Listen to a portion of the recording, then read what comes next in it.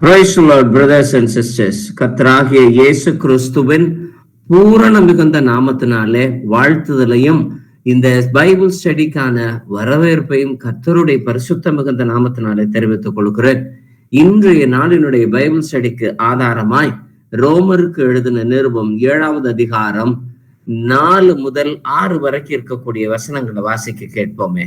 அப்படி போல என் சகோதரரே, நீங்கள் மரித்தோரில் இருந்து எழுந்த கிறிஸ்து என்னும் வேறொருவர் உடையவர்களாகி தேவனுக்கென்று கனி கொடுக்கும்படி கிறிஸ்துவின் சரீரத்தினாலே நியாய பிரமாணத்துக்கு மரித்தவர்கள் ஆனீர்கள்.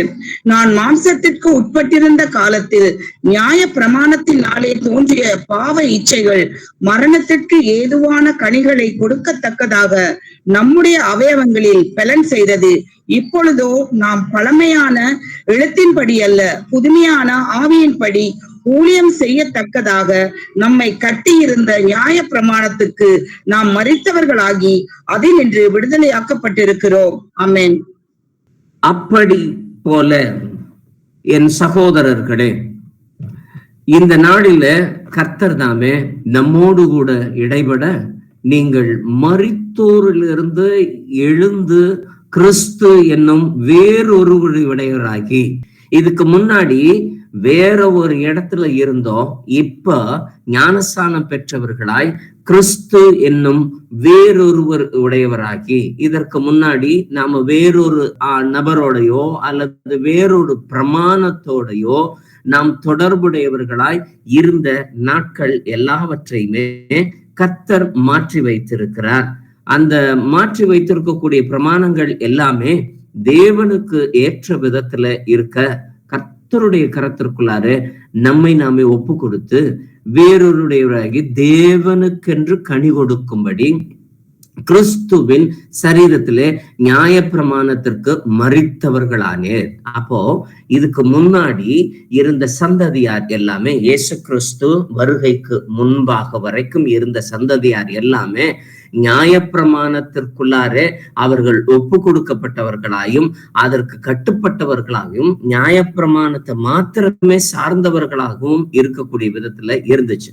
ஆனா அந்த நியாய பிரமாணம் இந்த வசனத்தின்படி மாம்சத்திற்கு உட்பட்டிருந்த காலத்தில் நியாய பிரமாணத்தினாலே தோன்றிய பாவ இச்சைகள் மரணத்திற்கு ஏதுவான, அப்ப அது கொடுத்த கனி எல்லாமே மரணத்துக்கு ஏதுவான கனிகளை கொடுக்கத்தக்கதாய் நம்மளுடைய அவயங்களிலே பலன் செய்தது.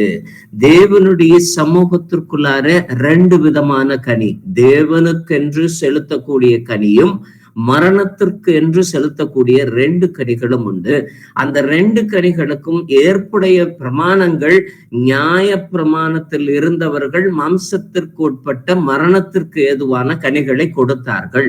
ஆனா இன்னைக்கு நாம் இயேசு கிறிஸ்துவின் நாமத்தினால ஞானஸ்தானம் பெற்று இயேசு கிறிஸ்துவின் சபைக்குள்ளார அங்கத்தினராய் இருந்து இயேசு கிறிஸ்துவின் பெயரை மட்டுமே பிரஸ்தாபப்படுத்தக்கூடிய ஒரு வன்காடு சுவிசேஷத்துக்குள்ளார நாம இருக்கிறப்ப தேவனுக்கென்று கனி கொடுக்கிறவரும்படி, தேவனுக்கென்று கனி கொடுக்கும்படி நாம் தேவனாலே நியமிக்கப்பட்டவர்களாய் நிச்சயிக்கப்பட்டவர்களாய்.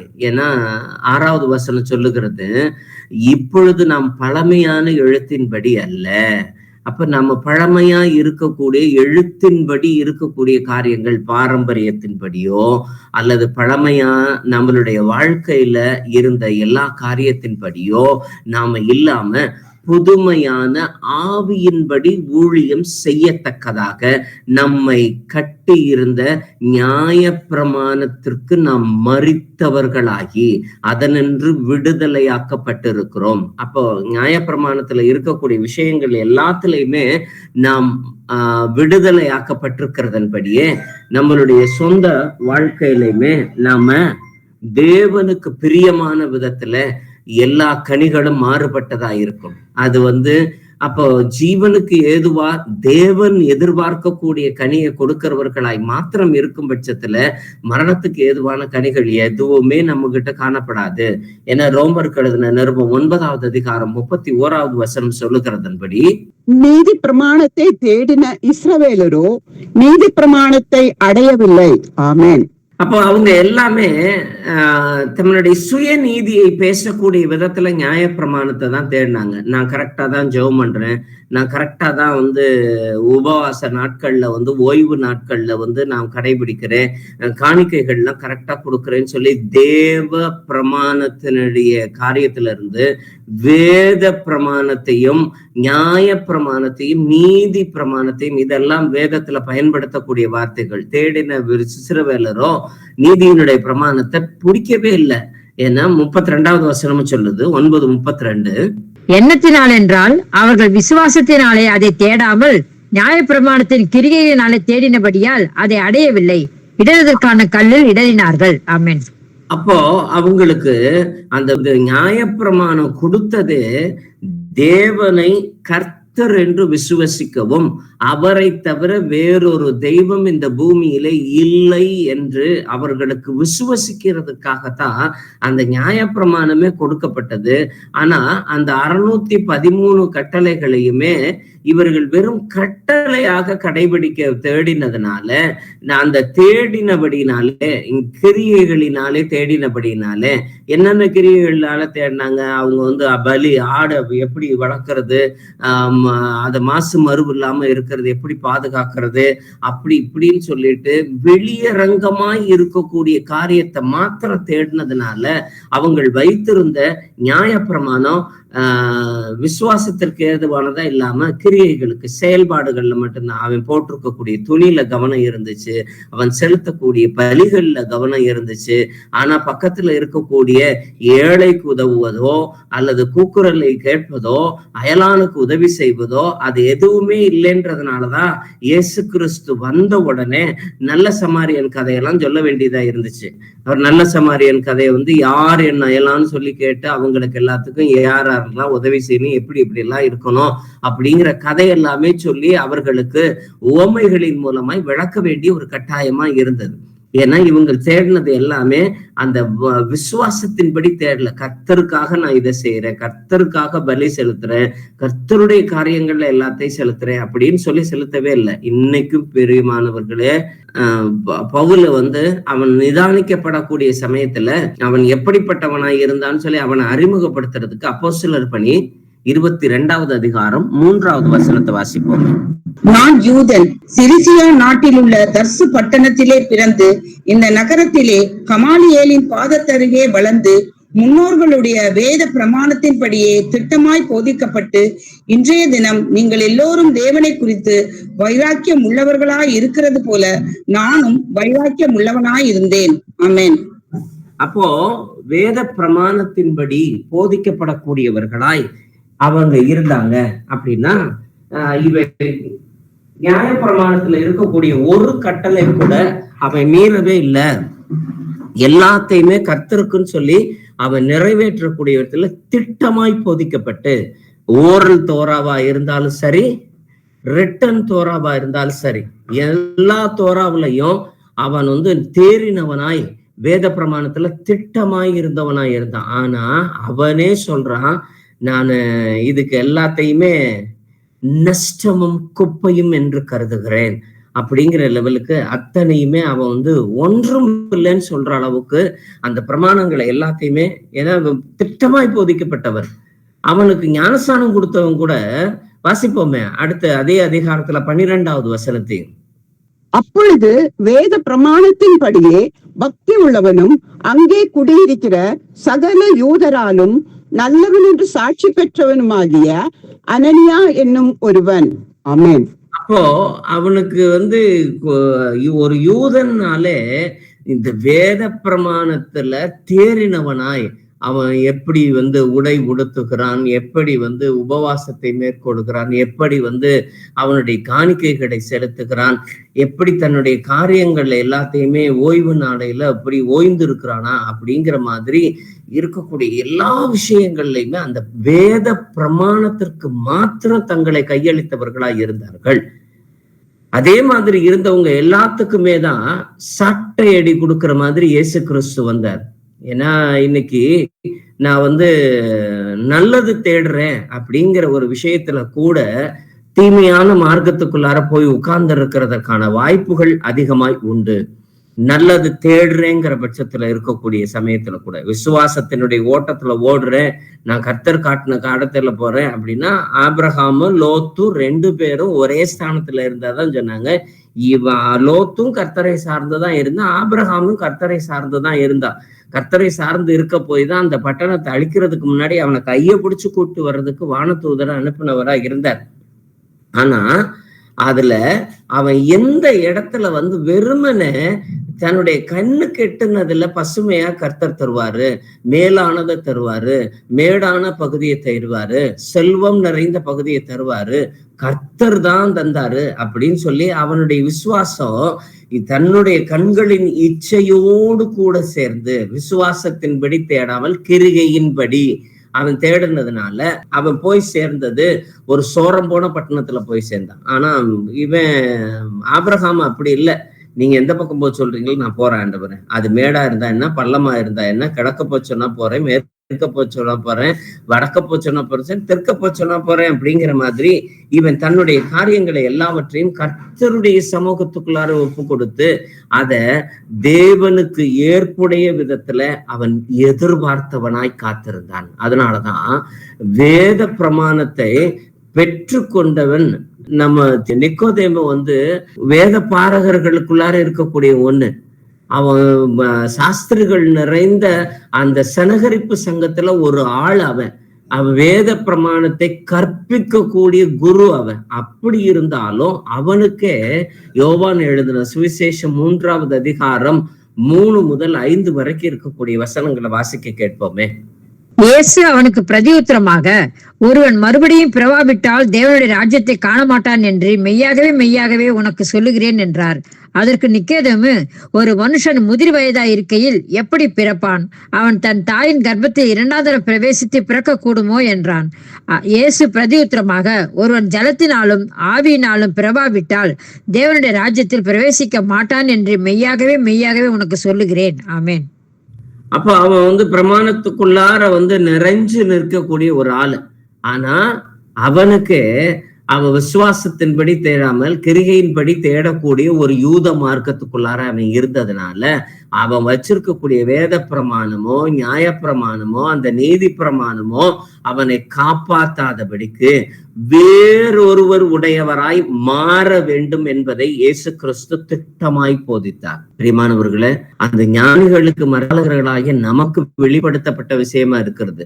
அந்த வெளிப்படுத்தப்பட்ட விஷயத்துல நாம உள்ளார நுழைஞ்சிருக்கிறவங்க அதற்கு தகுதி நிறைந்த பாத்திரமாய் தேவனுக்கு ஏற்ற கனி கொடுக்கிறவர்களாய் இருக்க வேண்டும் என்பதுதான் இந்த நாளிலே ஆவியானவர் நமக்கென்று பேசக்கூடிய ஒரு விஷயம். நாம 1 பேதுரு 1வது அதிகாரம் 3-4 வசனத்தை வாசிக்க கேட்போமே. நம்முடைய கர்த்தராகிய இயேசு கிறிஸ்துவின் பிதாவாகிய தேவனுக்கு ஸ்தோத்திரம் உண்டாவதாக. அவர் இயேசு கிறிஸ்து மரித்தோரில் இருந்து எழுந்ததினாலே அழியாததும் மாசற்றதும் வாடாததும் ஆகிய சுதந்திரத்திற்கு ஏதுவாக ஜீவனுள்ள நம்பிக்கை உண்டாகும்படி தமது மிகுந்த இரக்கத்தின்படியே நம்மை மறுபடியும் ஜெனிப்பித்தார். ஆமென்.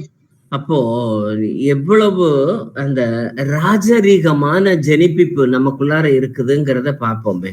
ஏன்னா தேவனுடைய சமூகத்துக்குள்ளார நம்மளைய சும்மா வெறுமனே தண்ணீரை மூழ்கி ஞானஸ்தானம் பெற்றவர்கள் அல்ல. நாம தேவனுடைய ராஜரீக பிரமாணத்திற்குள்ளார நாம் எழுந்திருக்க வேண்டும் என்பதற்காக.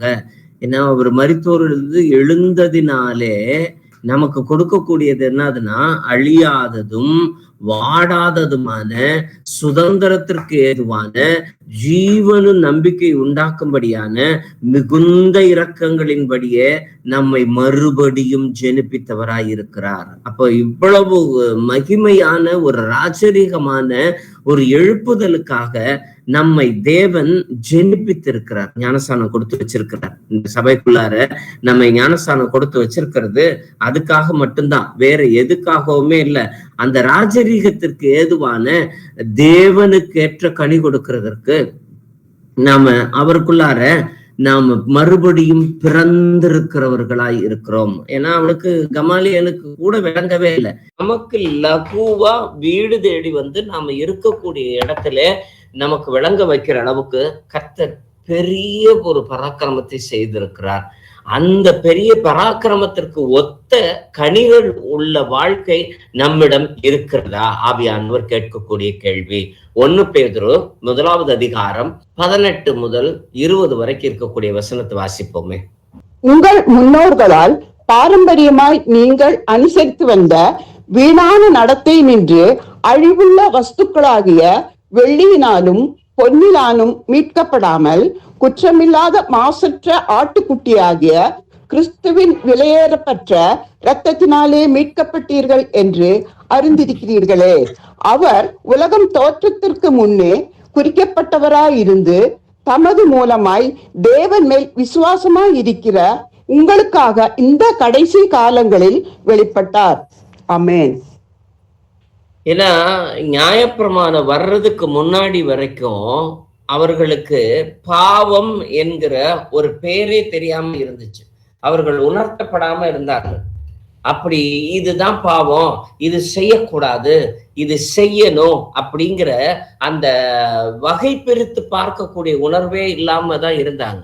ஆனா நியாயப்பிரமாணம் வந்ததுக்கு அப்புறமேட்டு அது எல்லாத்தையுமே இதெல்லாம் செஞ்சா தேவனுக்கு பிடிக்கும் போல இருக்கு அப்படின்னு சொல்லி 613 கட்டளையும் முடிஞ்ச அளவுக்கு கடைபிடிக்கக்கூடிய அளவிற்கு அவர்கள் எல்லாமே இருந்தாங்க. ஆனா அந்த கடைசி காலத்துல இந்த பாரம்பரியமாய் அனுசரித்து வந்த வீணான நடத்தைகளின் அழிவுள்ள வஸ்துகளினாலே மீட்கப்படாமல், ஏன்னா அழிவுள்ள வஸ்து அப்படின்னா அவர்கள் வைத்திருந்த பலிகளாயிருக்கட்டும், அவர்கள் செலுத்தின காணிக்கைகளாயிருக்கட்டும், அவர்கள் செலுத்தின எல்லா விதமான தேவனுக்கு அடுத்த எல்லா பலிகளாயிருந்தாலுமே அது எல்லாத்துலயுமே அவர்கள் வெள்ளி பாத்திரத்துல இருக்கட்டும், தங்கத்தட்டா இருக்கட்டும், சமூகத்து அப்பமா இருக்கட்டும், அது எல்லாமே நிழல், அது அழிவுள்ள வஸ்து. ஆனா அழிவில்லாத ஒரு வஸ்துவாய் கிறிஸ்துவின் விலையேற பெற்ற இரத்தத்தினாலே மீட்கப்பட்டீர்களே உலக தோற்றத்திற்கு முன்பாக. ஏன்னா ஒரு குறுகிய காலகட்டம், ஆபிரகாமுக்கு கூட இந்த நியாயப்பிரமாணம் இல்லை. அதற்கு அப்புறமேட்டு மோசேயினுடைய காலத்துலதான் இந்த நியாயப்பிரமாணமே தேவனுடைய சமூகத்துல இருந்து கொடுக்கப்பட்டதா இருக்கிறது. அதற்கு அப்புறமேட்டு இருக்கக்கூடிய 1500 வருடங்கள் வரைக்குமே அந்த டிராவல்ல இருந்துச்சு. அதற்கு அப்புறமேட்டு மீதி இருக்கக்கூடிய நாம் இருக்கக்கூடிய இயேசு கிறிஸ்துவின் காலத்துக்கு பின்பாக இருக்கக்கூடிய 2000 ஆண்டுகளாக அந்த பாரம்பரியத்தின் வீணுக்கு முன்பாகவே இயேசு கிறிஸ்துவினாலே நாம் மீட்கப்படுவோம் என்று நிச்சயிக்கப்பட்டவர்களாய் இருக்கிறோம்.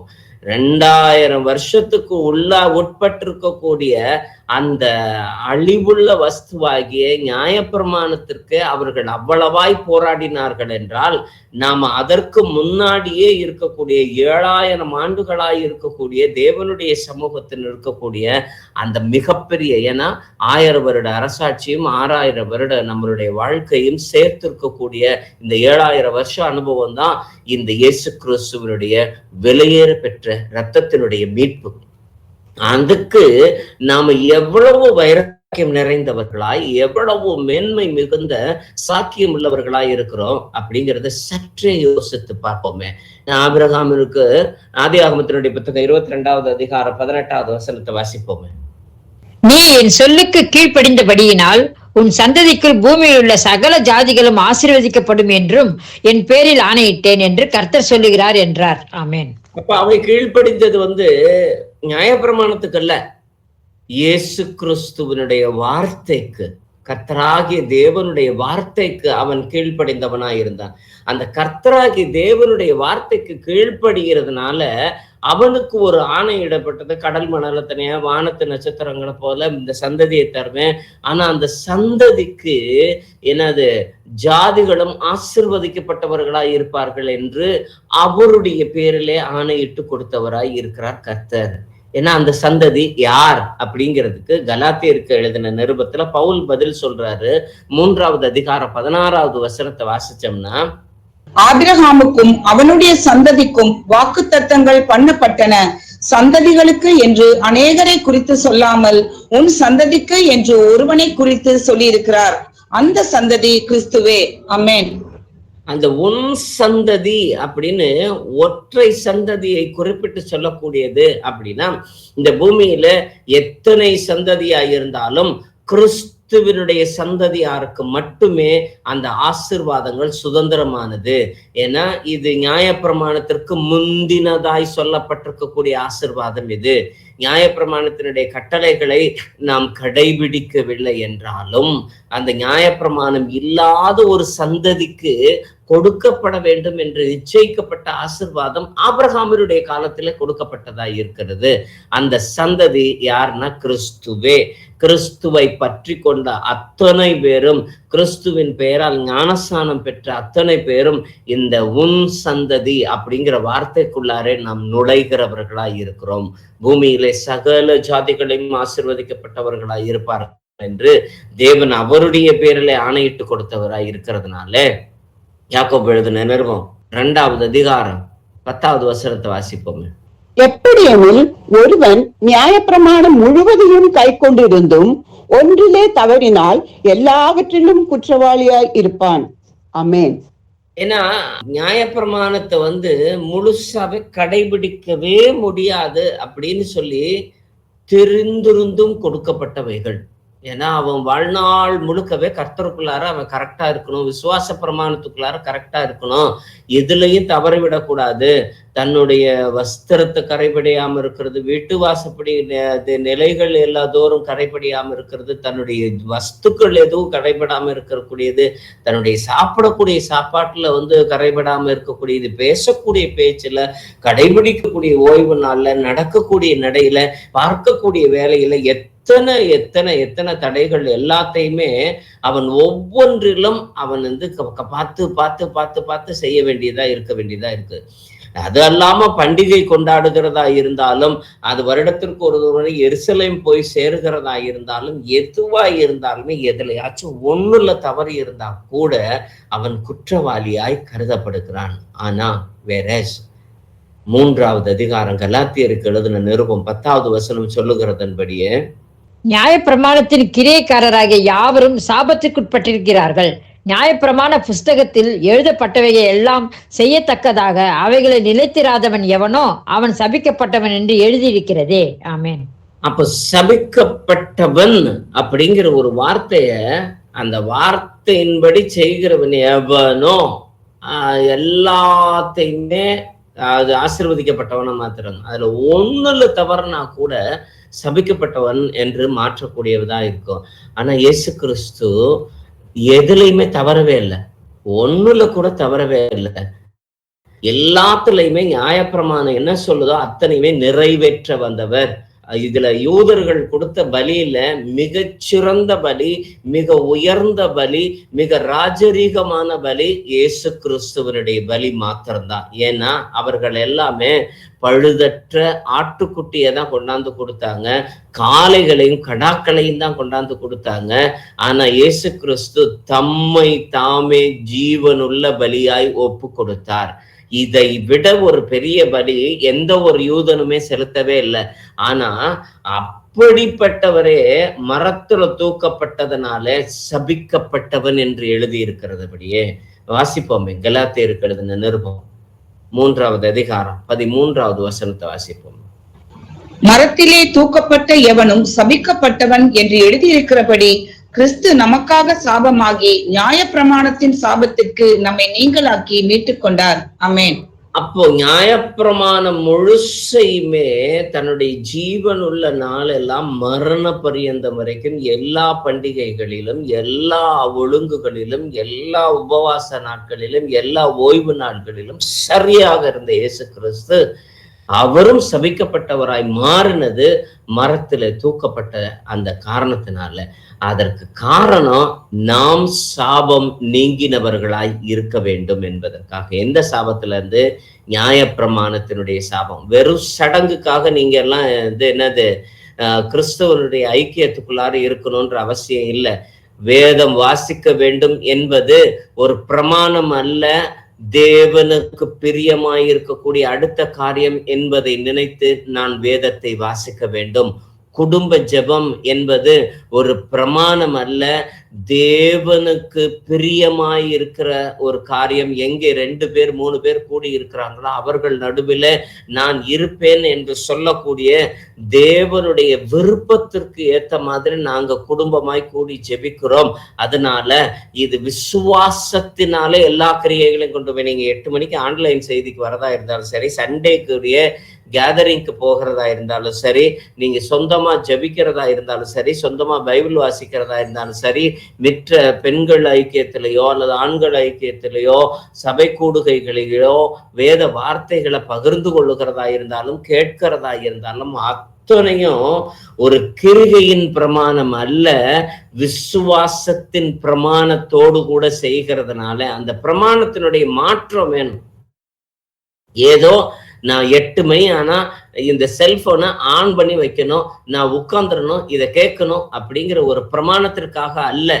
தேவன் மீது கொண்டிருந்த நீங்க இன்னைக்கு என்ன பேசுவீங்க, நீங்க எனக்கு என்ன செய்தி கொடுப்பீங்க, நான் இன்னைக்கு எந்த விதத்துல மாறணும் அப்படின்னு சொல்லிட்டு தேவனுடைய சமூகத்துல வென்று, ஏன்னா தண்ணீரை தர வேண்டும் என்று வறண்ட நிலம் காத்திருக்கிறது போல, மான்கள் நீரோடையை வாஞ்சித்து கதறுகிறது போல என் ஆத்துமா உம்மை நோக்கி கதறுகிறது என்று அவன் சொல்லுகிறான், சங்கீதக்காரன் சொல்லுகிறான். அதே போல கதறுகிற இருதயத்தோடு கூட தேவனுடைய வசனத்திற்கு நேராக கடந்து வருகிற பொழுது நாம் சகல நியாயப்பிரமாணத்தினுடைய சாபத்திற்கு நீங்களாக்கி மீட்கப்பட்டவர்களாய் இருப்போம் என்று வேதம் சொல்லுகிறது. கலாத்தியர் 3:17.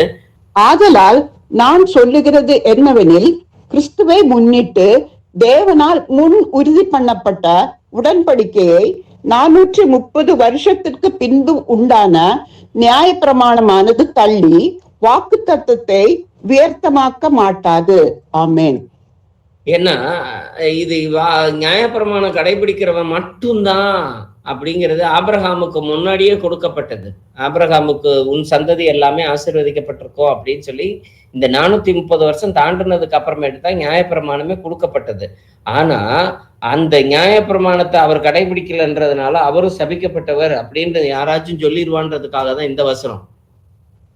நியாயப்பிரமாணத்தினால அவர் ரட்சிக்கப்படலப்பா, கிறிஸ்துவின் மூலமா தான் ரட்சிக்கப்பட்டிருக்கிறாரு. ஏன்னா உலகம் தோற்றத்திற்கு முன்பாகவே அடிக்கப்பட்ட மன்னமாய் இருந்த ஆட்டுக்குட்டியானவர் நம்ம அருள்நாதர் இயேசு கிறிஸ்து. யாருக்காக அப்படின்னா உங்களுக்காகவும் எனக்காகவும். கலாத்தியர் 2:22. நான் தேவனுடைய கிருபையை விருதாவாக்குகிறதில்லை, நீதியானது நியாய பிரமாணத்தினால வருமானால் கிறிஸ்து மரித்தது வீணாயிருக்குமே. ஆமென். அப்போ நியாயப்பிரமாணத்தை அல்லது கிரிகைகளை மாத்திரம், வெறும் நியாயப்பிரமாணத்தை மட்டும், ஏன்னா நமக்கு நியாயப்பிரமாணங்கிறது பிறந்ததுல இருந்தே நமக்கு கிடையாது, நமக்கு விவரம் அறிஞ்சதுல இருந்தே கிடையவே கிடையாது. அது மரித்து ஒரு 2000 வருஷம் கழிச்சு தான் நாமளே பிறந்தோம். ஆனா அந்த நியாயப்பிரமாணத்திற்கு ஒத்த கிரிகைகளினாலே மாத்திரம் நம்மளுடைய விசுவாசம். ஏதோ நான் நீங்க முழங்கால் போட்டு முக்கி ஜெபிக்கிறதுனால உங்களுடைய ஆசீர்வாதங்கள் வந்துடுறது மாதிரியும், உபவாசம் போட்டு 40 நாள் உபவாசம், 7 நாள் உபவாசம் போட்டு வெள்ளையும் உடுத்தி நாம கழுத்துல நகை போடாம, காதுல தோடு போடாம, பொட்டு வைக்காம, பூ வைக்காம, கையை உயர்த்தி வலிக்க கையை உயர்த்தி, இந்த கிரியைகள் மாத்திரம் ரசிக்கப்படுறது அல்லவே அல்ல. தேவனுடைய சமூகத்துல அப்படி கிரியைகளினால் மாத்திரம் நீங்க எல்லாரும் ரசிக்கப்படுவீங்க அப்படின்னா, ரொம்ப தூரம் நடந்து போன ஆபிரகாமு அவன் நடந்ததுனாலதான் ரசிக்கப்பட்டான். தேவனுடைய சமூகத்துல அவன் சொந்த ஊரை விட்டு நடந்தான், தன்னுடைய தேசத்துக்கு தேசம் எல்லாத்தையுமே பார்த்து நடந்தான் அப்படின்னு சொல்லிட்டு நடந்ததுனால அவன் ரசிக்கப்பட்டான்னு சொல்லியிருக்கான் அப்பவே. அப்படின்னா நீங்க நடக்கிறவங்க எல்லாருமே ரசிக்கப்படுவாங்க, இன்னைக்கு பாதசாரிகளாய் போடுறவங்க எல்லாருமே ரசிக்கப்பட்டவங்களா போயிடுவாங்க. அவைகள் அல்ல, விசுவாசத்தினாலே மாத்திரமே. நீ ஒரு வார்த்தை சொல்லி ஜெபம் பண்ணா கூட, நீ ஒரு வார்த்தை சொன்னால் போதும், என் வேலைக்காரன் சொஸ்தமானான்னு சொல்லிட்டு அந்த ஒத்த வார்த்தைக்கு காத்திருந்தான். ஆனா நாமான் காத்திருந்தது கிரியைகளை ஒட்டி. அவர் என்னை தொட்டு என்னுடைய வியாதிப்பட்ட பகுதிகள் எல்லாத்தையும் தடவி ஜெபம் பண்ணுவார்னு எதிர்பார்த்தேன்னு சொல்லி கோமா போனது மாதிரி அவனுடைய கிரியைகளுக்கு ஏற்ற விசுவாசம் அல்ல, நம்மளுடைய விசுவாசத்திற்கு ஏற்ற அந்த காரியங்கள், அந்த விசுவாச பிரமாணம். இந்த கிரியையினுடைய பிரமாணத்தை காட்டிலும் விசுவாசத்தினுடைய பிரமாணம் நம்மளுடைய வாழ்க்கையில எல்லா இடத்துலையுமே நீங்க சாப்பிட்டு நீங்க புசிச்சாலும் கர்த்தருக்கென்று புசிங்க, புசிக்கலனாலும் கர்த்தருக்கென்று புசியாம இருங்க. நீங்க என்னது காணிக்கைகளை ஒப்பு கொடுத்தாலும் சரி, காணிக்கைகளை ஒப்பு கொடுக்காம இருந்தால் நீங்க எதை செய்தாலும் கர்த்தருக்கென்று நேர்ந்து கொள்ளக்கூடியவர்களா இருக்கணும். அப்போ நீங்க நிறைவேற்ற வேண்டியது என்னது அப்படின்னா, கலாத்தியர் 6:2 படி கிறிஸ்துவனுடைய பிரமாணத்தை மாத்திரம் நிறைவேற்றுங்க, வேற ஒன்றையுமே நிறைவேற்ற முடியாது. நாம நிறைவேற்ற வேண்டியது எல்லாமே இந்த ராஜரீக பிரமாணமான விசுவாச பிரமாணமான கிறிஸ்துவனுடைய பிரமாணம். அதற்காக தான் இன்னைக்கு ஆவியானவரே பேசிட்டு இருக்காரு. நிறைவேற்ற வேண்டியது கிறிஸ்துவனுடைய பிரமாணத்தை தான், வேற எந்த பிரமாணத்தையும் அல்ல. ஏன்னா வார்த்தைக்கு வார்த்தை நாம நிமிடத்திற்கு நிமிடம் நம்மளுடைய உணர்வுகளினாலே நாம தேவனுக்கு அடுத்த காரியத்திலேயோ அல்லது உலகத்திற்கு அடுத்த காரியத்திலேயோ போராடுறதற்கு மாத்திரம் விசுவாசத்தை பயன்படுத்திக்க கூடாது. 1 கொரிந்தியர் 9:21 நியாய பிரமாணம் இல்லாதவர்களை ஆதாயப்படுத்திக் கொள்ளும்படிக்கு அவர்களுக்கு நியாய பிரமாணம் இல்லாதவனை போலவும் ஆனேன். அப்படி இருந்தும் நான் தேவனுக்கு முன்பாக நியாய பிரமாணம் இல்லாதவனாயிராமல் கிறிஸ்துவின் பிரமாணத்துக்கு உள்ளானவன் ஆயிருக்கிறேன். ஆமென். கிறிஸ்து வந்ததுக்கு அப்புறமேட்டு தான் இந்த பிரமாணமே 2ஆ பிரிக்கப்பட்டு என்னன்னு திரைச்சல 2ஆ பிரிச்சது போல ரெண்டுமே வெவ்வேறையா தெரியுது. கிறிஸ்துவுக்குள்ளார இருக்கிறவன் எல்லாமே கிறிஸ்துவின் பிரமாணத்திற்குள்ளார இருக்கிறவன், கிறிஸ்துவ விட்டு வெளியில இருக்கிறவன் எல்லாமே நாம பழைய பாவமான மரணத்திற்கு எதுவான கிரியைகள் தரக்கூடிய அந்த பிரமாணத்திற்கு உட்பட்டவர்களாய் போறாங்க.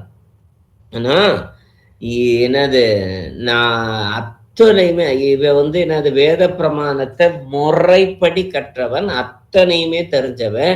ஆனாலும் அவ சொல்றான் அத்தனையுமே இல்லாதவனை போலவும் ஆனேன். எல்லாமே 613 கட்டளைய முழுசா கடைபிடிச்சவன், இருந்தாலும் எதுவுமே இல்லாதவனை போல ஆகி என்னுடைய சுயநீதியை மாத்திரம் பேசுகிறவனாய் அல்ல. நல்லா தெரிஞ்சுக்கோங்க, நல்லா காதுல வாங்கிக்கோங்க. பவுல் தன்னுடைய சுயநீதி பேசுறதற்கு நிறைய வாய்ப்புகள் உண்டு. அவன் கற்றுக்கொண்டதா இருந்தாலும் அதை வேதத்தை செயல்படுத்துறதா இருந்தாலும் சரி, தேவனுக்கு என்று பிரமாணிக்கமாய் இருந்தாலும் சரி, அத்தனையிலுமே இருந்தா அவனுடைய சுயநீதியை பேசவில்லை. இன்னைக்கு பிரியமான சகோதரனே சகோதரியே, உன்னுடைய சுயநீதி பேசுறதுக்கெல்லாம் இந்த சபையில இடமே கிடையவே கிடையாது. நாங்கள்லாம் யார் தெரியுமில்ல, இயேசு கிறிஸ்துவின் நாமத்தினால ஞானஸ்தானம் வாங்கணும், நாங்கள்லாம் யார் தெரியுமில்ல, காணிக்கை இல்லாத சபையில, கட்டடம் இல்லாத சபையில, வீட்டு சபையில கூடி இருக்கிறோம்னு சொல்லி இந்த கிரியைகளை மாத்திரம் நாம மேன்மை பாராட்டுவதற்கல்ல, விசுவாசத்தை கிறிஸ்துவின் பிரமாணத்துக்குள்ளாரே நாம் மேன்மை பாராட்ட வேண்டியதாய் இருக்கிறது. ரோமர் 3:27-28 வாசிப்போமே. இப்படி இருக்க மேன்மை பாராட்டல் எங்கே? அது நீக்கப்பட்டதே. எந்த பிரமாணத்தினாலே? கிரியா பிரமாணத்தினாலேயா? அல்ல, விசுவாச பிரமாணத்தினாலேயே. ஆதலால் மனுஷன் நியாய பிரமாணத்தின் கிரியைகளில் அல்லாமல் விசுவாசத்தினாலேயே நீதிமான்களாக்கப்படுகிறான் என்று தீர்க்கிறோம். ஆமென். அப்ப நீ துன்பப்படும் பொழுதும், துயரப்படும் பொழுதும், வேதனைப்படும் பொழுதும், வியாகுலப்படும் பொழுதும், நீ கோபத்துக்கோ எரிச்சலுக்கோ பகைக்கோ கூக்குரலுக்கோ இடம் கொடாம தேவனுடைய பிரமாணத்திற்கு, கிறிஸ்துவனுடைய பிரமாணத்திற்கு மாத்திரம். ஏன்னா அவர் அடிக்கப்பட்டு கத்தாத ஆட்டுக்குட்டியை போல அவர் இருந்தார். அவர் காட்டி கொடுக்கப்பட்டு முத்தமிட்டு சிநேகிதனேன்னு சொல்லி அவனை பார்த்தாரு. யாரையுமே சபிக்கவும் இல்லை, யாரையுமே விரட்டவும் இல்லை, யாரையுமே அதட்டவும் இல்லை. அப்படி இருக்க பயமுறுத்தவே இல்லவே இல்லை. ஏன்னா அவர் மரணத்துக்கு ஏதுவான அந்த காரியத்துக்குள்ளார கடந்து போகிறப்ப கூட அவரால் பயமுறுத்துறதுக்கு ஏதுவான காரியம் பவர் அவர்கிட்ட இருந்தாலும் அவர் அதை ஒரு காலம் செய்யவே இல்லை. விசுவாசத்தினாலே நீதிமானாக்கப்படுகிறான் என்று தீர்மானித்திருக்கிறேன். அப்படி இருக்க நாம மேன்மை பாராட்டுவதற்கு உங்களுடைய நீங்க 10 மணி நேரம் ஜெபம் பண்றவங்களா கூட இருங்கங்க, அல்லது ஒரு நாளைக்கு 20 அதிகாரம் நான் படிச்சு ஒவ்வொரு புத்தகமா நான் பிடிச்ச 66 நாளையில ஒரு பைபிளையே முடிச்சிருவேன் பிரதர், அப்படிப்பட்டவங்களா கூட இருங்க. அந்த கிரியைகள் எதுவுமே மேன்மை பாராட்டுவதற்கான அத்தனைக்குள்ளாரையும் விசுவாசத்தோடு கூட நீங்க செய்யற ஒத்த வார்த்தையை நீங்க வாசித்தீங்கனாலும் அந்த வார்த்தையின்படி நான் நடக்கிறவனாய் மாறுகிற பொழுது தேவனுடைய அனுக்கிரகம் நம்மை நீதிமானாய் மாற்றுகிறதாய் இருக்கிறது. எபிரேயர் 10:1. இப்படி இருக்க நியாய பிரமாணமானது வரப்போகிற நன்மைகளின் பொருளாயிராமல் அவைகளை நிழலாய் மாத்திரம் இருக்கிறபடியால் வருஷந்தோறும் இடைவிடாமல் செலுத்தப்பட்டு வருகிற ஒரே விதமான பலிகளினாலே அவைகளை செலுத்த வருகிறவர்களை ஒரு காலம் பூரணப்படுத்த மாட்டாது. ஆமென். இதெல்லாம் பழைய ஏற்பாட்டுல இருந்தது. அந்த நிழல் வருஷா வருஷம் வந்து பண்டிகை கொண்டாடி வருஷா வருஷம் ஒரு தடவை வந்து பலியை கொண்டு போய் இந்த வருஷம் செஞ்ச பாவத்தை எல்லாத்தையும் கட்டி கொண்டு போய் விடுறேன். ஒவ்வொரு தடவையும் டெம்பரரியா தான் விடுதலை வாங்கிட்டே வந்தாங்க. அதெல்லாம் நிழல். ஆனா நாம வாங்கி இருக்கக்கூடிய நம்ம டெம்பரரியா வாங்கல. ஏதோ நாம ஞானஸ்தானம் வாங்கின அன்னைக்கு மாத்திரம் தேவனுடைய சமூகத்துல விடுதலை ஆனோம். அப்புறமேட்டு திரும்ப பழையபடி பாவி ஆயிட்டேன். நான் 4 வருஷம் ஆச்சு, என்கிட்ட பாவம் கூடிருச்சு, 5 வருஷம் ஆனேன், நான் மகா பிரதான பாவி ஆனேன், பாவியிலும் நான் பெரும்பாவி ஆனேன் அப்படின்னு சொல்றதுக்கெல்லாம் இல்ல. ஒரே தரம் பலி.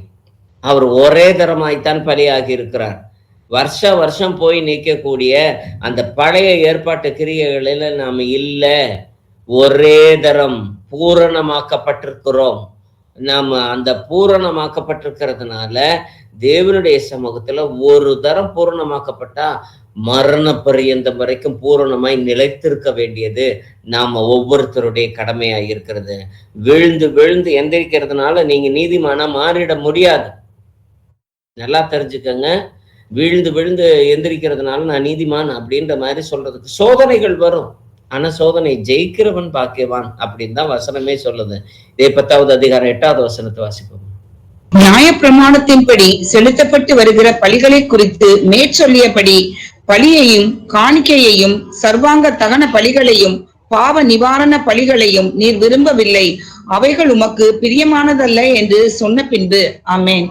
அப்ப இதெல்லாம் பிரியமில்ல அப்படின்னு சொன்னதுக்கு அப்புறமேட்டு அவருக்கு பிரியமானது என்ன அப்படின்னா உன் விசுவாசம் மட்டும்தான் பிரியமானது.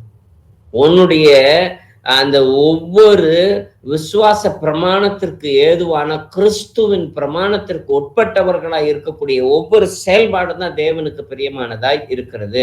இதே அதிகாரத்துல 16வது வசனத்தை வாசிப்போம். ஏன்னா எபிரேயர் 10 முழுக்கவுமே நாம வந்து வாசிக்க வேண்டிய ஒரு அதிகாரம். அத்தனை முழுசா வாசித்தனால சொல்ல முடியாதுங்கிறதுனால அங்கங்க பிரிச்சு சொல்லிட்டே வர.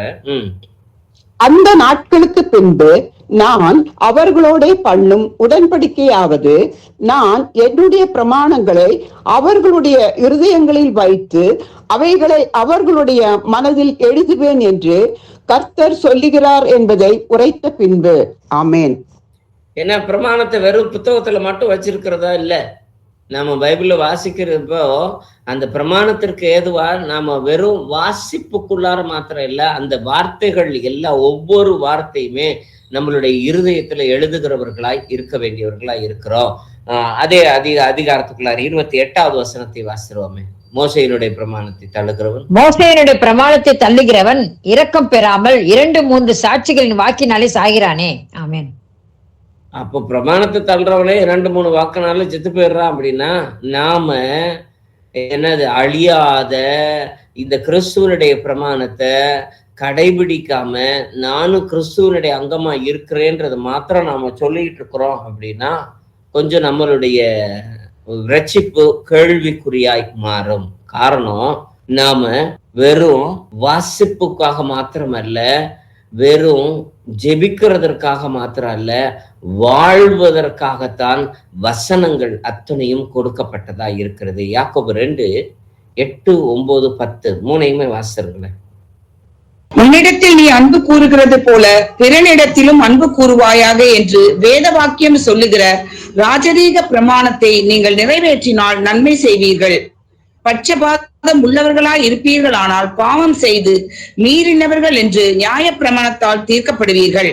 எப்படி எனில் ஒருவன் நியாய பிரமாணம் முழுவதையும் கை கொண்டிருந்தும் ஒன்றிலே தவறினால் எல்லாவற்றிலும் குற்றவாளியாய் இருப்பான்.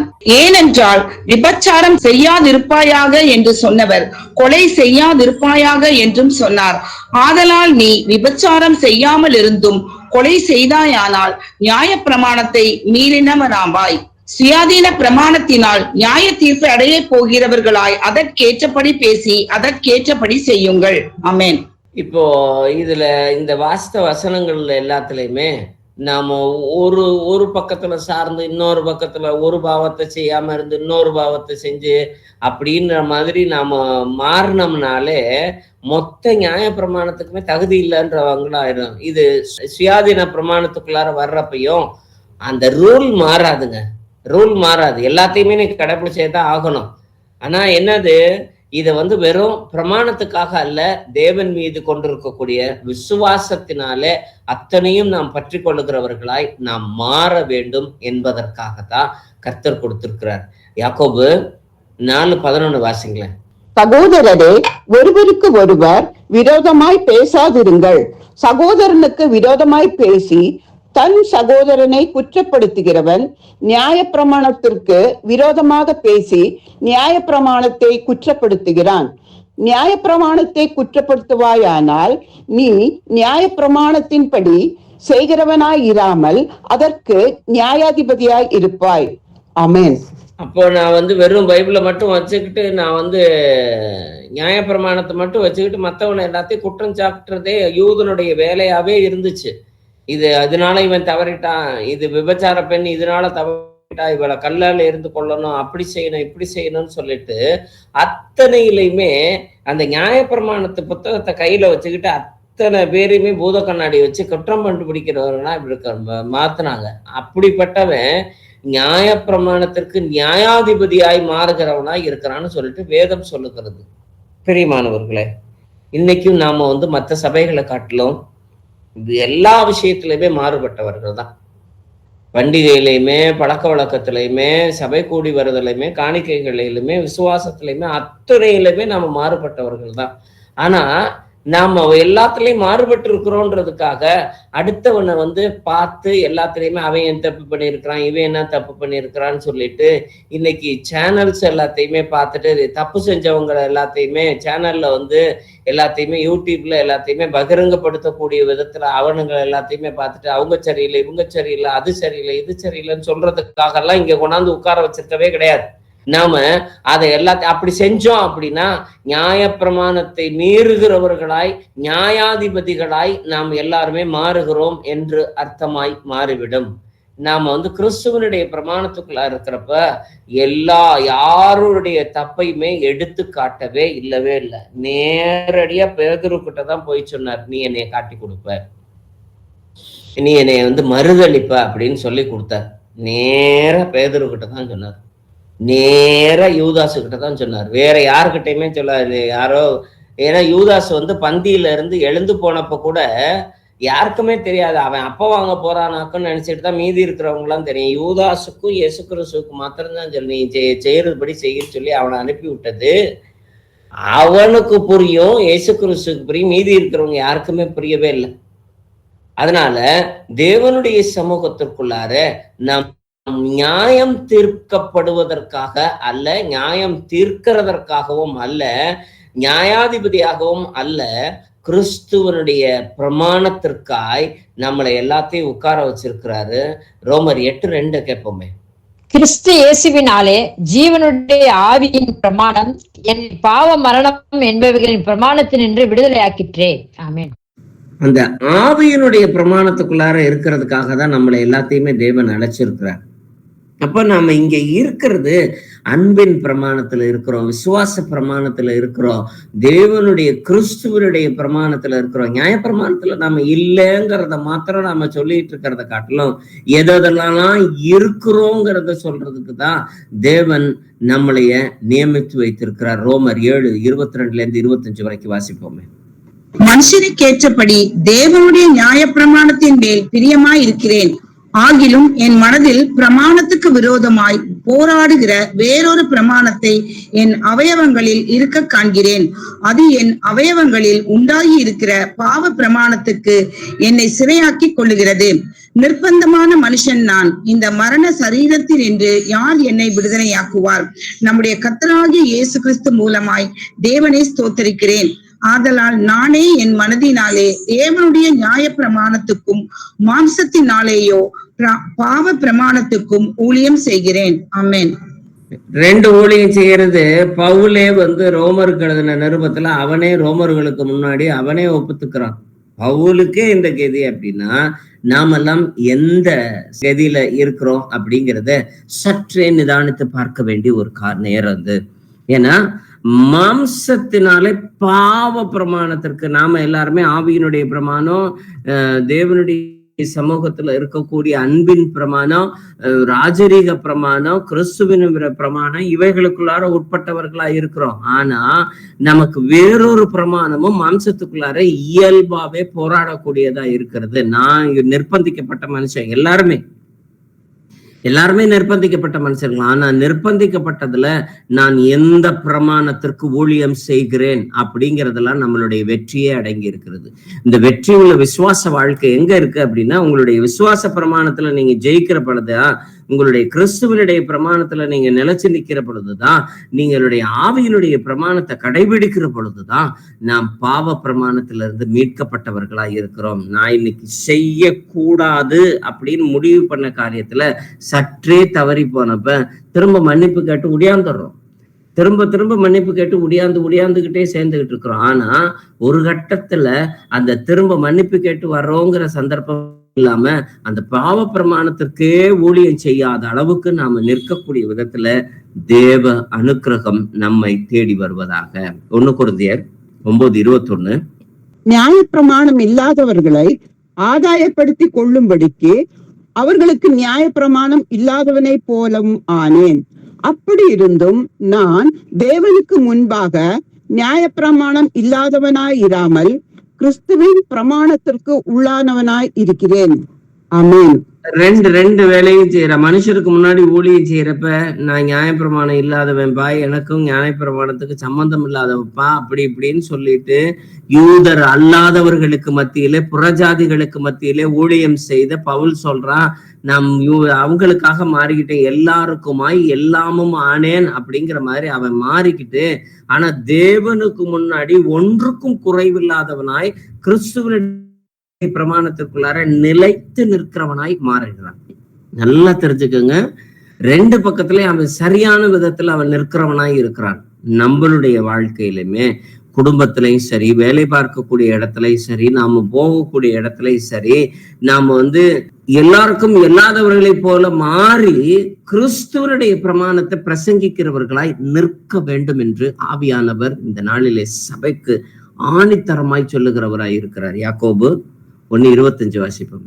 சுயாதீன பிரமாணமாகிய பூரண பிரமாணத்தை உற்று பார்த்து அதில் நிலைத்திருக்கிறவனை கேட்கிறதை மறக்கிறவனாய் இராமல் அதற்கேற்ற கிரியை செய்கிறவனாய் இருந்து தன் செய்கையின் பாக்கியவனாய் இருப்பான். ஆமென். இதுல முடிக்கிறது எப்படி முடிக்குது அந்த வசனம்? செய்கையில் பாக்கியவானா இருப்பான். நாம அதுல மட்டும்தான் பாக்கியவானா இருக்கணும். நாம மத்தது எல்லாமே தன்னால ஓடி வரக்கூடியதா இருக்கும். சந்ததி ஆசீர்வதிக்கப்பட்ட சந்ததியா இருக்கிறப்ப, நீ கிறிஸ்துவனுடைய பிரமாணத்துக்குள்ளார போகிறப்ப கிறிஸ்துவனுடைய சந்ததியாய் மாறுகிறோம். அப்பொழுதுதான் இந்த சகலவற்றிலும் ஆசீர்வாதமாய் இருப்பதற்கு தேவனுடைய முகாந்திரம் இருக்கிறது. எபிரேயர் 7:12.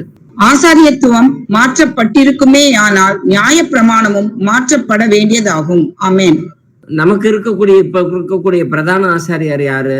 இயேசு கிறிஸ்து. இதுக்கு முன்னாடி இருக்கக்கூடிய பிரதான ஆசாரியார் அவர்களுடைய நியமிக்கப்பட்டபடி யார் இருக்காங்களோ அவங்க போயிட்டு இருந்தாங்க. ஆனா அந்த ஆசாரியத்துவத்தையே மாற்றியாச்சு.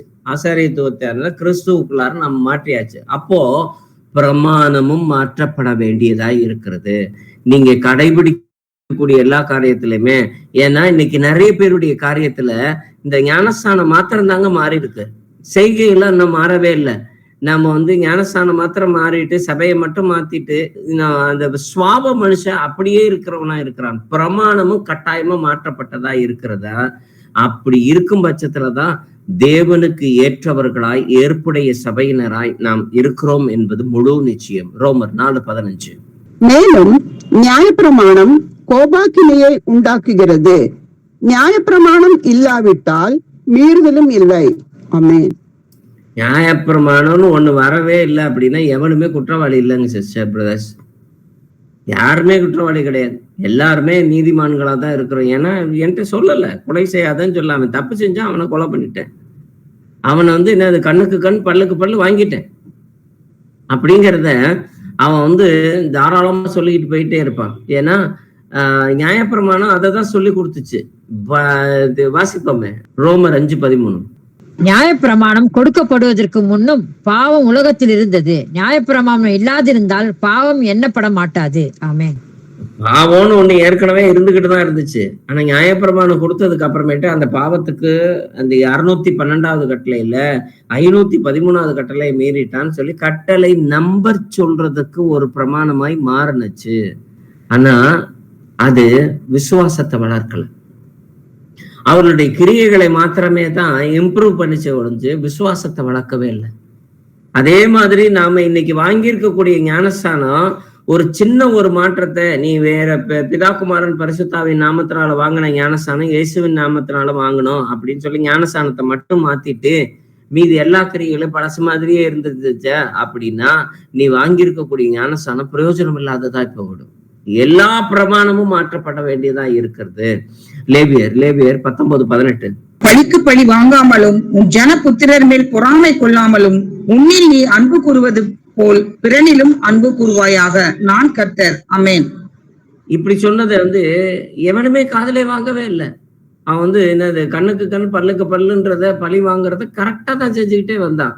ஆனா நாம கலாத்தியர் 6:2 வாசிப்போமே. ஒருவர் பாரத்தை ஒருவர் சுமந்து இப்படியே கிறிஸ்துவனுடைய பிரமாணத்தை நிறைவேற்றுங்கள். ஆமென். கிறிஸ்துவனுடைய பிரமாணத்தை நிறைவேற்றுங்கன்னு சொல்லிக்கிட்டே இருக்கணும் ஒழிஞ்சு, ஆனா சொல்றது எப்படி சொல்லுது வேதம்னா, ஒருவர் பாரத்தை ஒருவர் சுமந்து. நீங்க அதுதான் சபையினுடைய கூடி வருதலே. நாம ஞாயிற்றுக்கிழமைகள்லயோ அல்லது வேற எந்த நாட்கள்லயோ வேற எங்கேயோ வீடுகள்லயோ அல்லது பொது இடங்கள்லயோ எங்க கூடி வந்தாலும் ஒருத்தரை ஒருத்தர் ஊக்கமாய் விசாரிக்கவும், ஒருத்தர் பாரத்தை ஒருத்தர் சுமந்து கொள்ளவும், குடும்பத்துக்குள்ளாரையோ அல்லது மாமனார் மாமியார் கணவன் மனைவி பிள்ளைகள் சம்பந்திமாருங்க யாரா இருந்தாலுமே தேவனுடைய சமூகத்துக்குள்ளார ஒருத்தர் பாரத்தை ஒருத்தர் சுமக்கிறதுதான் கிறிஸ்துவின் பிரமாணம். அதுக்குள்ளாதான் நம்மை அழைக்கப்பட்டவராய் இருக்கிறார். லேவியர் 19:15 நாம வாசிப்போமே. நியாய விசாரணையில் அநியாயம் செய்யாதிருங்கள். சிறியவனுக்கு முகதாட்சணியம் செய்யாமலும் பெரியவனுக்கு முகத்துக்கு அஞ்சாமலும் நீதியாக பிறனுக்கு நியாயம் தீர்ப்பாயாக. ஆமென். ஆனா அவெல்லாம் இப்படி செய்யவே இல்லை. ஏன்னா இந்த நியாயம் தீர்க்கிறதுல தவறுதல்னாலதான் சாமுவேலுடைய பிள்ளைகளுமே அடுத்து நியாயாதிபதியா வர்றதுக்கான வாய்ப்பே இல்லாம போயிடுச்சு. ராஜாக்கள் தவறுனதுனால எல்லாமே வாய்ப்பு இல்லாம போனார்கள். அவங்க என்னது எல்லாமே லஞ்சம் வாங்கிக்கிட்டு தன்னுடைய காணிக்கைகளை வாங்கிட்டு இவங்க எல்லாமே மாறி போனாங்க. அவர்கள் பிரமாணங்கள் எதுவுமே அவங்களுடைய இருதயத்துல எழுதப்படவே இல்லை. கிறிஸ்துவில் பிரியமானவர்களே, இன்னைக்கு ஆவியானவர் வலுவிறுத்து சொல்லக்கூடியது அவருடைய வார்த்தைகளும் வசனங்களும் எதுக்குள்ளார எழுதப்பட்டிருக்கணும் அப்படின்னா நம்மளுடைய இருதயத்துக்குள்ளார எழுதப்பட்டிருக்கணும். வெறும் வாசிப்புக்காக அல்ல, வெறும் சடங்குக்காக அல்ல, வெறும் நியமத்துக்காக மாத்திரம் அல்ல, தேவனுடைய சமூகத்துக்குள்ளார இருதயத்தினுடைய பலகையில எழுதப்பட்டதா இருக்கும். எரேமியா 31, 33, 34 வசனத்தை வாசிப்போமே. அந்நாட்களுக்கு பிற்பாடு நான் இஸ்ரவேல் குடும்பத்தோட பண்ண போகிற உடன்படிக்கையாவது, நான் என் நியாய பிரமாணத்தை அவர்கள் உள்ளத்திலே வைத்து அதை அவர்கள் இருதயத்திலே எழுதி நான் அவர்கள் தேவனாய் இருப்பேன், அவர்கள் என் ஜனமாய் இருப்பார்கள் என்று கர்த்தர் சொல்லுகிறார். இனி ஒருவன் தன் அயலானையும் ஒருவன் தன் சகோதரனையும் நோக்கி கர்த்தரை அறிந்து கொள் என்று போதிப்பதில்லை. அவர்களில் சிறியவன் முதல் பெரியவன் மட்டும் எல்லோரும் என்னை அறிந்து கொள்வார்கள் என்று கர்த்தர் சொல்லுகிறார். நான் அவர்கள் அக்கிரமத்தை மன்னித்து அவர்கள் பாவங்களை இனி நினையாதிருப்பேன். ஆமென். நீங்க இந்த நியமத்தை பிரியமானவர்களே நல்லா இந்த வசனத்தை வாசித்து பாருங்க. இந்த நியமத்தை வெறும் புத்தகத்து வடிவுல இல்லாம இருதய பலகைக்குள்ளார எழுதினதுக்கு அப்புறமேட்டு நான் தேவனா இருப்பேன், அவர்கள் என் ஜனங்களா இருப்பார்கள் அப்படிங்கிறார்.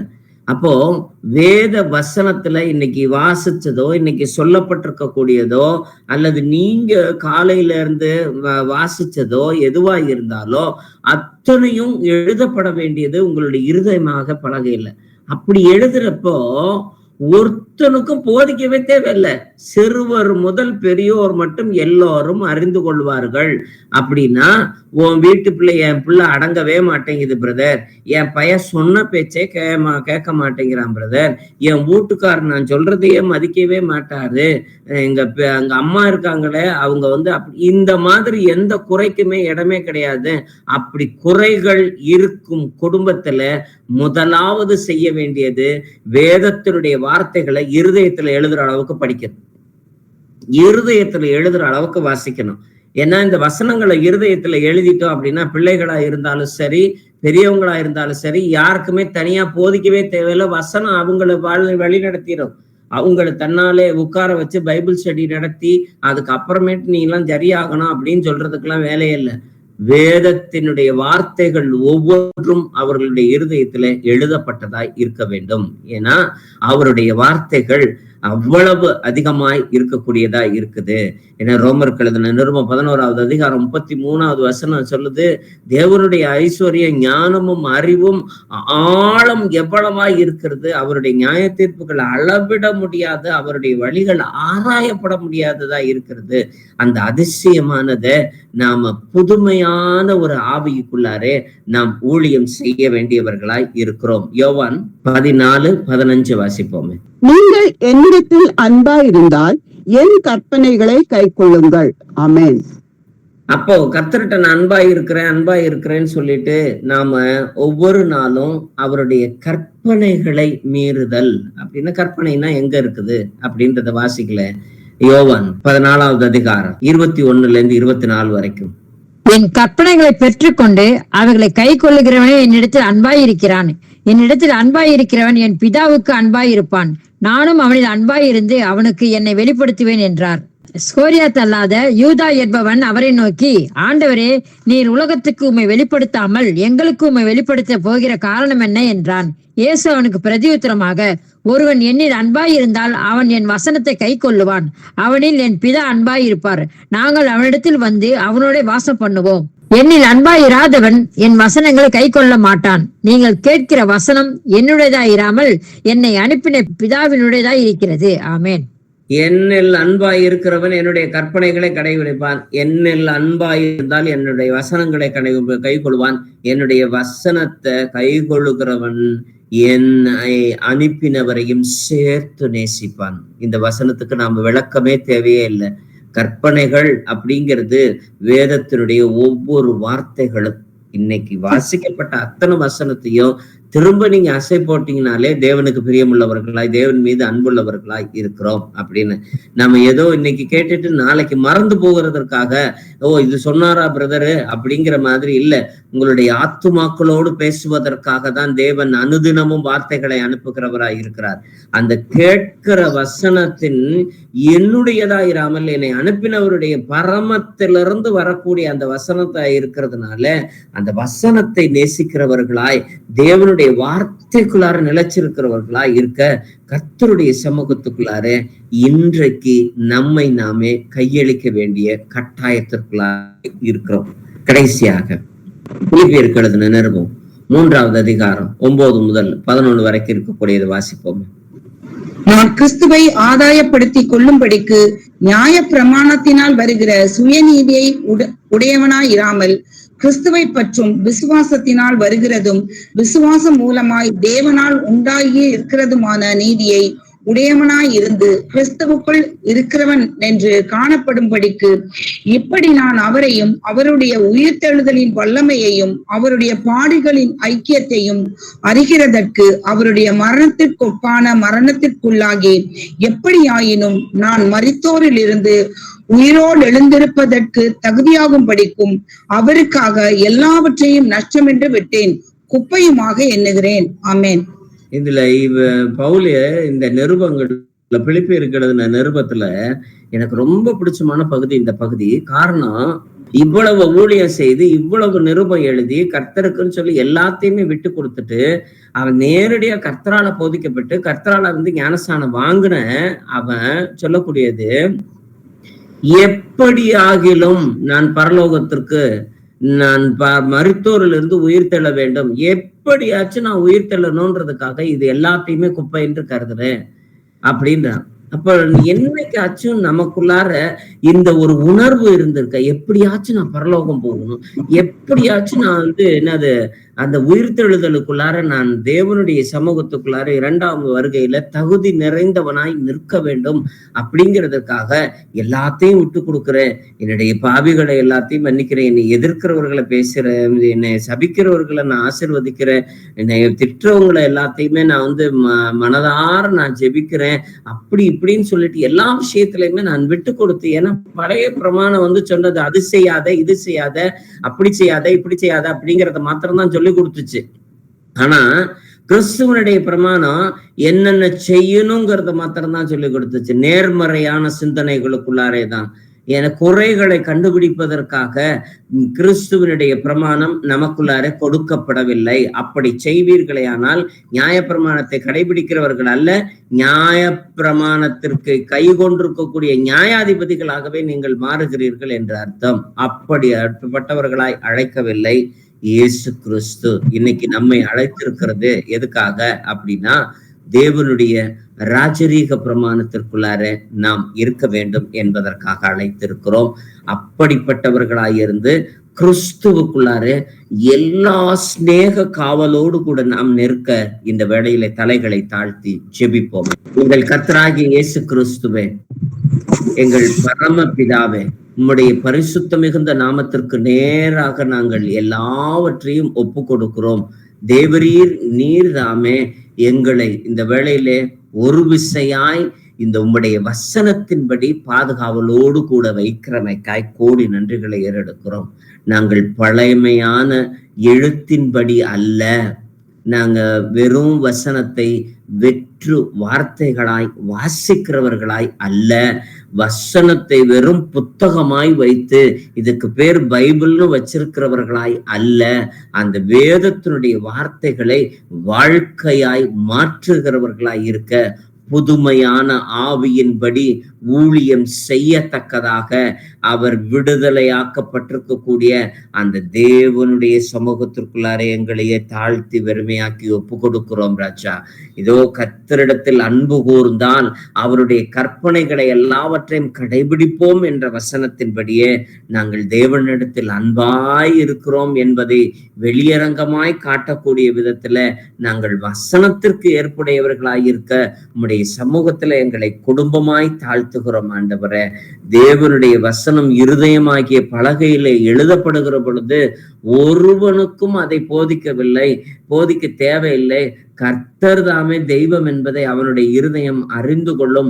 சிறியவர் முதல் பெரியவர் வரை எல்லோரும் என்னை அறிந்து கொள்வார்கள் என்ற வசனத்தின்படியே எல்லோரும் எங்களுடைய குடும்பத்துல அறிந்து கொள்ள இருதயமாகிய பலகையில எழுத எங்களையே நீர் பாதுகாத்து கொள்ள வேண்டுமாய் ஸ்தோத்தரிக்கிறோம் ராஜா. பழைய மாம்சத்தின் கிரியைகளான நியாய பிரமாணத்தின் கிரியைகளாகிய பழி வாங்குதல், கோபம், வைராக்கியம், சாபத்திற்கு ஏதுவான காரியம், இவைகளிலிருந்து நாங்கள் விடுதலையாகி நீ அன்பு கூறுகிறது போல உன் அயலானிடத்திலும் அன்பு கூறக்கூடிய விதத்துல சகல ஒருத்தருடைய ஒருத்தர் பாரத்தை சுமந்து கிறிஸ்துவனுடைய பிரமாணத்தை நிறைவேற்றுகிறவர்களாய் வாழ எங்களை பாதுகாத்து கொள்ளும், வழி நடத்தும் எங்கள் ஜீவனுள்ள நல்ல பிதாவே. ஆமென்.